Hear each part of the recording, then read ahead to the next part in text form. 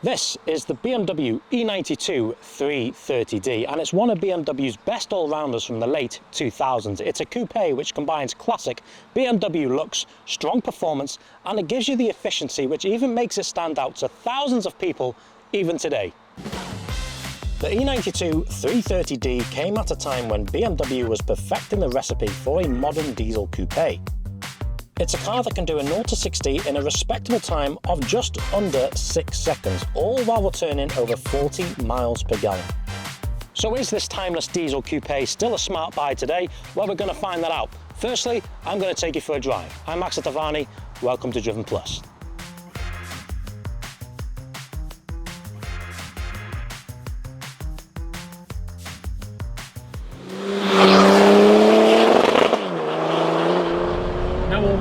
Diesel, and many people don't regard them as a performance car literally just because of that.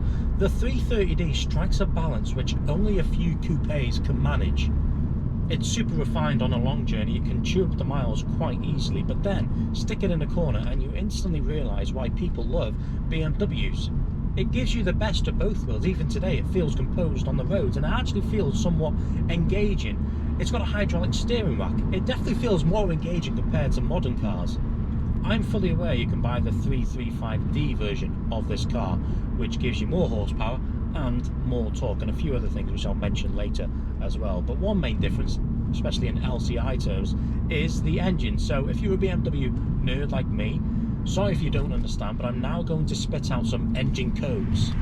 So this is the LCI 330d and it came with the N57 engine. That's N for Norman, okay? It's going to get confusing here.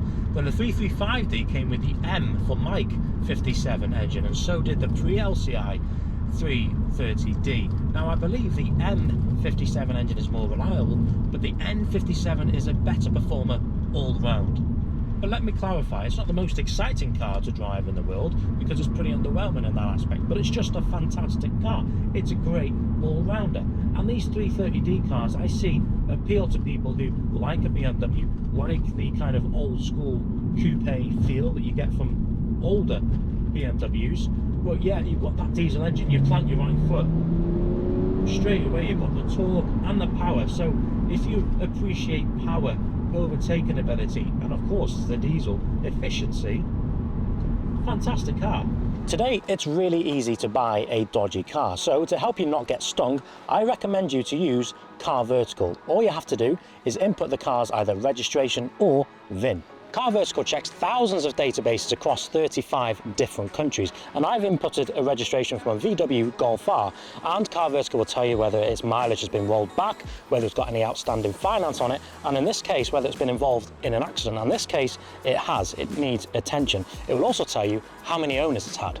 Checking a car using Car Vertical is a quick and easy way to see the full history of any car. In addition to all those features I just mentioned there, it can also show you the MOT history, what private plates has been on it, and how many owners it's had. I always run a Car Vertical check before I buy any car, so let me help you by benefiting you from giving you a 20% discount. Use the code DRIVEN20, I'll post the link in the description below and as a pinned comment. Check it out, you could potentially save yourself thousands of money and a whole lot of stress. So, under the bonnet of the 330d sits the N57 engine. It's a 3-litre turbocharged inline 6 diesel engine. Standard horsepower, 241 horsepower and 520 Nm of torque. However, this car produces more than that because it's been tuned up. It's had a simple tune, front mounted intercooler and a 3-inch exhaust, and now it produces 350 horsepower and 800 Nm of torque. This car is equipped with a 6-speed ZF torque converter. BMW say it will do a 0 to 60 time of 6 seconds, but that is for the standard 330d. So let's see what it'll do now with all this power and torque. So all 330ds are rear-wheel drive, so hopefully we can get a good launch, but it has got a lot of torque to put down, so hopefully we don't spin it. Plus, it doesn't have launch control, so we're going to have to brake boost it. On your screen now are the stats and figures on this car, so pause your screen if you'd like to look into them. So I've put the car, well, the gearbox in S, and we're just going to go and see what we can get. Here we go. Spinning. Quick though. 5.74 seconds. So we are quicker than what BMW says. However, it did bog at the start, so let's go for one more run. Okay, here we go, run 2. I've turned the traction half off. Let's see if it manages the power any better. Go.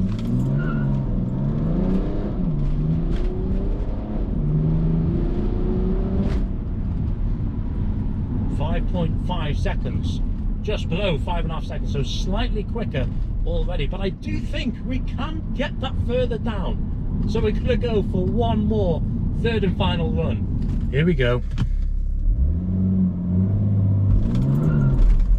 Oh, it bogged then. It's struggling. It's got an open diff. I think that's good. Okay, yes, slightly quicker, but we're round about the same. It seems to be consistent at 5.5 seconds, but every run was quicker, so I'm happy with that. That's what it stacks up against, and let's go back to the review. Now, before I carry on with this video, I'd like to say a huge thanks to those who watch, like, comment and share. I really appreciate it. 93% of you who do watch aren't subscribed, so please just press that subscribe button. I'd appreciate it so much. It would go a long way. Anyway, let's carry on with the video. The 330d came in all shapes and sizes, starting with this, the E92, the coupe. You also had the E90, the saloon version, E91, the touring, and the E93, which is the convertible. Now, I think that E91 touring with the 330d is one hell of a car for the money, but there's no denying that the E92 is the best looking out of them all. It's aged so well, doesn't it? It looks incredible. Let me be completely honest with you. In my early days, I was never a fan of this interior. I just thought it was a bit boring. However, I have since then owned a 2007 E91 330d Touring, quite different to this car, but similar interior layout. It didn't have this infotainment screen. And once you live with this interior, you realise how great it is. It's so timeless, it's built well, it's so clean. It's never going to age, and it hasn't. I really, really like it. So this is from 2011, so you do have some updated touches. So this has the Pro Nav. I'm pretty sure this has iDrive 4. BMW nerds will probably tell me it's not that. No, it's iDrive 3.8. I think it's iDrive 4. Who knows? But this makes it feel more up to date. I like that. You've got the iDrive controller down here as well. All the center console feels very clean, and this interior trim is very nice too. I like the fact it's not just normal brushed aluminium. It's got like a hexagon feel and look to it. Optional extra in this car are all the blue pipe and the blue stitching on the seats, and you do get the M tricolor little stitch there. That's a nice little touch.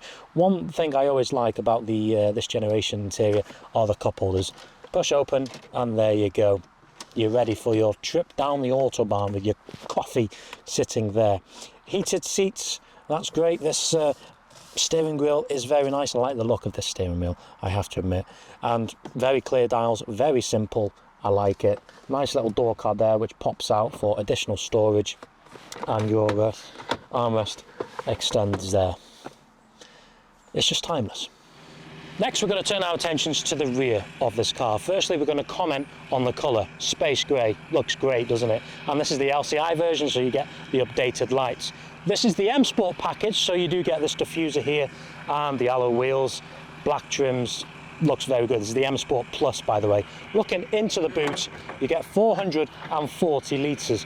Loads of space in there. But I like the fact that Pat, the owner, has kept the 330d badge chrome. It just looks OEM. It looks fantastic. And another thing he's done is the exhaust. So he's done a little nod to the E46 here, and he's had that custom made. And the exhaust, all 330ds have twin exit here. The 335d has one either side.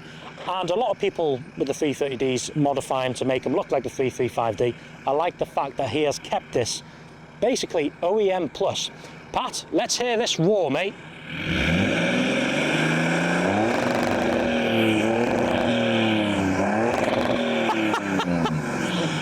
Listen to that, hardly any black smoke, so this has had a fantastic tune. But anyway, let's get back onto the road.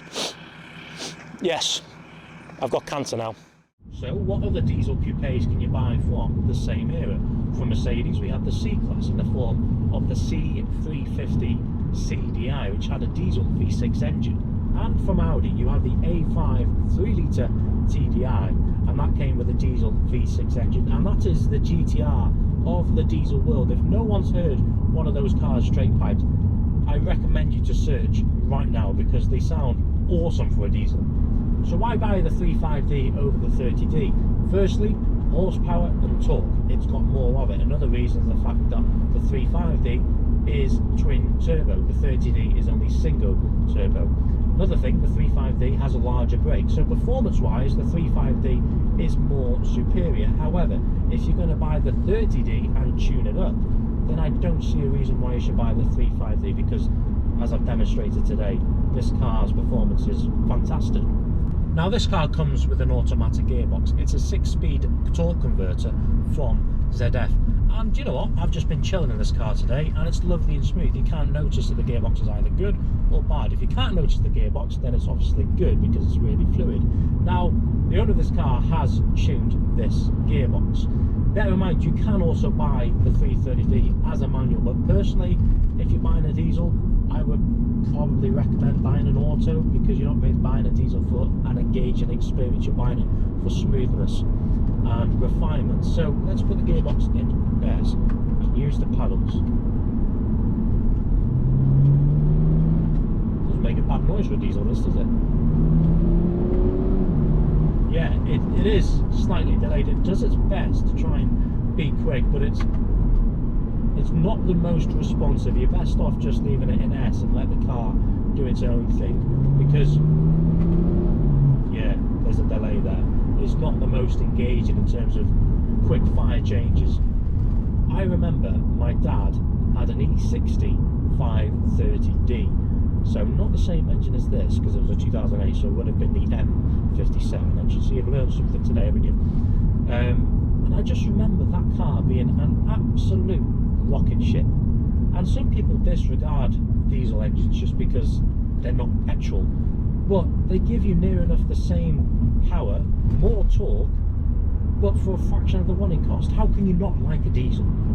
I recently reviewed a BMW 640d and I was really impressed by that car. And if you want to watch my review on that car, click on the pop-up banner now. And I think value for money, those 640ds are fantastic. Whereas this is like a mini GT, but it's got more of edge to it. It feels lighter, it feels sharper. The 640d feels heavier. But you just cannot go wrong with these 3-litre diesel engines BMW have produced in the past, can you? They just seem to do it all. So I was looking on Auto Trader last night and I was wondering how much can you pick up a 330d from E92, obviously. So you could probably pick one up for around £5,000 if you really wanted to. This car is more expensive because it's got good spec and it's the M Sport Plus and it's the LCI. So it's the one to have if you ask me. It just looks good, doesn't it? And if you're looking to buy one, then you have to be aware of this car's common problems. And the first thing is to do with the EGR. That can become blocked. BMW actually did a recall on them, so be aware of that. Timing chain, swirl flaps, DPF, they can all fail, but at the end of the day, you're buying a used car. So if you've only got £5,000 spare to spend on a BMW 330d, I wouldn't necessarily recommend to spend all that money on one car, because that £5,000 can then turn into another £1,000 spending on it, or another £2,000 spending on it. So it's one of them. You either take your gamble or not. Right now, it's a fantastic motor. You're not going to be disappointed. So what's your thoughts on the E92 330d? Do you think it lives under the radar a bit, especially compared to the 335d? Because in actual terms, there's not masses of difference between them. So I'd like to say a massive thanks to Pat for coming down today and let me get a review on this car. I really appreciate it, so thank you very much, mate. If you enjoyed it, leave a like on the video, subscribe to the channel, and we'll see you soon. Thanks, guys. Bye-bye.